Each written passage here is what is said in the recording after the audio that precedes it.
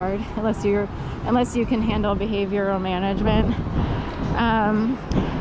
Let's see, I was a good karma yogi. Also, I said YogaPod and Maha. I was a yoga instructor for YouFit Health and Fitness before the pandemic started. I got hired by Crunch Fitness, but the pandemic started. Also, I lost my mom, aunt, and dad all in 9 months. So it became a thing of, you know, what should I do? I wound up working for Shipt, and I earned a lot of money doing that. It was a lot easier, and no one was in the stores, so that made it easier. Let's see. I've also worked for DoorDash just for a month when it was really busy. The best month is like, you know, December, maybe November, you know, post-pandemic. It might have been really good during the pandemic for people. Also, let's see, of course, in addition to everything else, like I pet sat for a couple of people in Gainesville, Florida.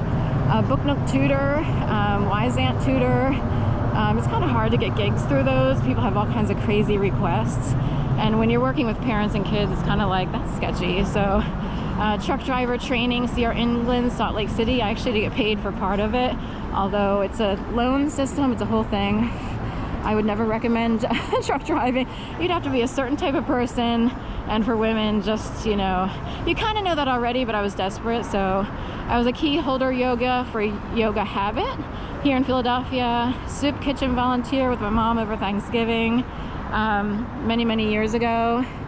I even partook of a soup kitchen over by Uptown Garden. So I know what it's like to have to be in that position. And they changed it to Uptown Beer Garden, but there used to be a soup kitchen there every once in a while, or food that was put out. I'm an experienced fundraiser, social media poster, blogger, YouTuber, GoFundMe, Goodreads, Twitter, BookBaby, you name it, you know, that's part of the writing world. I interned at First Person Arts Philadelphia. I was a writer for, I wrote a million queries, pitches, submissions for book publishing, fellowships, grants, column writing, proposals, you know, Puffin organization. I applied to Rosalind Carter Fellowship. I applied to Red Cup, which is a Starbucks thing. As an employee, you can apply if you have a, you know, like a disaster in your family. And I had experienced something awful, so they, you know, you apply, you can get up to 600, but they're probably, you know, you can get at least 200 even if you apply and have something going on. I got money from the Writers Guild. They gave me some money during my time of need. And the American Society of Journalists Authors I did work for, kind of.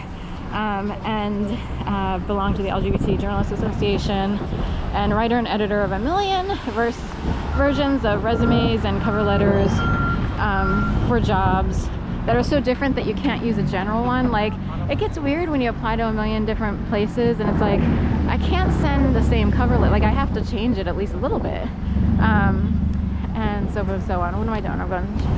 So anyway, that's the thing is, I've done a million other things, and I've had all kinds of crazy jobs, even if they were short or long term, you know, in office or out of office.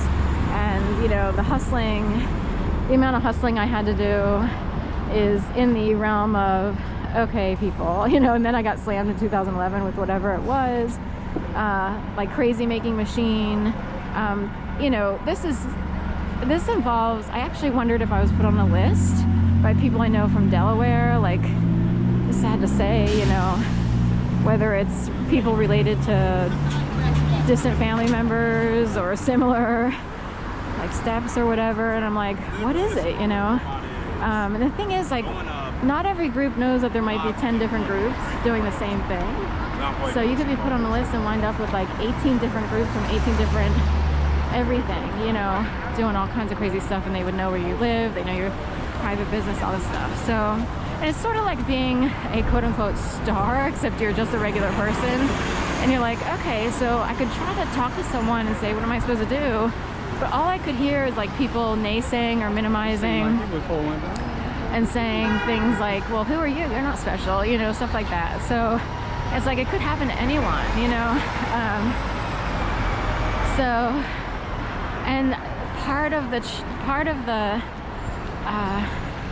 aggressiveness, I guess, of the activity is that you're so unspecial or normal as a person that it's just like, why would 5,000 people need to know your business?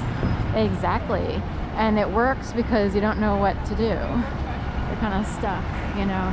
So there you go. It took me a while to read that list. You know, sometimes when I write it out, like, I know a lot of people have long-term steady jobs. The writing world isn't always like that. A lot of people hop around. You have people who are reporters, journalists, and they wind up with like 6,000 different gigs and everything. But I'm 54, so I'm a little tired and kind of hoping that, like, you know, for something more secure.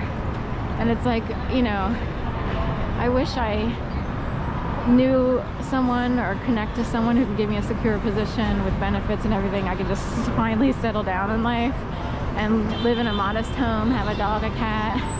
Even if I met the right person, it's hard to trust people because I don't really know people, you know what I mean? Like, some people grow up in communities and they would know, like, you know, oh, there's so-and-so, and you know people enough to trust them. I don't have connections like that at all. So, wow, I haven't heard this song. We'll listen to it. Okay. Slipping and sliding. This is a long time ago. My brown eye girl. So, right. I used to love that song. I still love it because, of course, I have brown eyes. So, which is interesting. My mom and I, brown eyes, and everybody else had blue or green or like a hazel. It's more like a hazel. My dad hazel, my sister hazel, my aunt blue, my cousins blue. My stepmother had brown eyes, but both of her kids have blue, I think. That must be from the original father's side. So this is interesting, you know. Also, my mom and I O negative blood, which is, my mom's deceased now, but O negative blood is a universal blood type. So it's immune to, like, get this, HIV and AIDS. We can't get it because of a mutated gene. Can you believe that? And my birthday is on December 1st, and World AIDS Day wound up on December 1st. Later, I was born in 70, and it was like late 80s, early 90s before they developed a World AIDS Day. In addition, universal blood types, or universal blood, O negative, can be used to help anyone in an emergency. Like, it's compatible with everyone. Most people they can only use their own blood type or O negative. Actually, everyone. Universal O negative blood can help anyone. It's the only blood type that can do that. So the sad part for O negative people is we can only receive O negative. No one can help us. Isn't that weird? So I think that's crazy. It's like we should be able to receive all. But ours, I guess, adapts to every other blood type. You know, anyway. So I don't know much about the medical industry, but I do know if I were to show up to a blood bank, that people get happy. They love O negative people. Are like, oh, you know, it is and isn't a big deal. I guess it depends on how low their reserves go. You know, so every once in a while there's a call for blood. I don't give blood for various reasons. In the past, I almost passed out every time I gave blood, but I also didn't eat the best. Should we go this way? Go this? Should I go to the big table? All right. So then make a right.